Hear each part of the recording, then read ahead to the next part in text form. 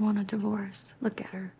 What if one day she came to you and said, my boyfriend hit me? What would you say to her? Or if she said, Daddy, my husband pushed me down the stairs, but he said it was an accident, so it's fine. If she said her husband held her down and she begged him to stop, but he swore he'd never do it again, what would you tell her? Once my mother couldn't express her feelings to my father. Now I've spoken these words to my daughter's father. My father was a nightmare. He hurt my mother. And he hurt my first love, Nick. I watched as they carried him into the ambulance. My father's actions shattered my heart completely. Soon after, my father passed away. My mother hoped I could speak at his funeral and name 5 good qualities about him, but I couldn't think of a single one. That night, I went to the rooftop. Just as I sat down, a man appeared. Will you please get down from there?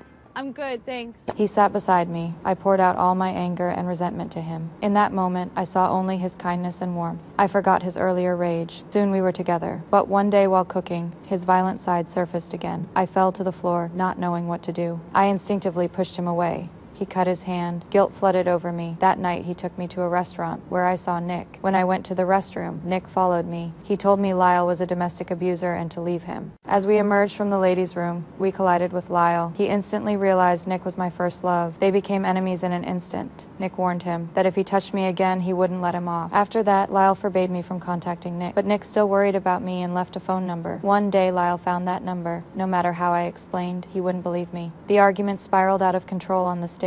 When I woke up, he was cleaning my wound. He said I'd fallen down the stairs. It was an accident. After my wounds healed, I threw myself into the flower shop in our home, but disaster struck again. The secret of the heart-shaped tattoo on my collarbone enraged him. Only when I fled did I realize none of it was accidental. The doctor told me I was pregnant, but I didn't want to keep it. I didn't want my child to endure what I had. But Nick told me I'd be an amazing mother. Alice learned about me and her brother, and came to support me. As a sister, I wish more than anything that you could find a way to forgive him. But as your best friend, Lily, if you take him back, I will never speak to you again. Before the baby was born, Lyle found me again. He held my hand tightly as our daughter was born. I held our daughter while he watched from a distance. I knew I had to make a choice. I asked for a divorce. The person she loved was hurting her. What would you say to her?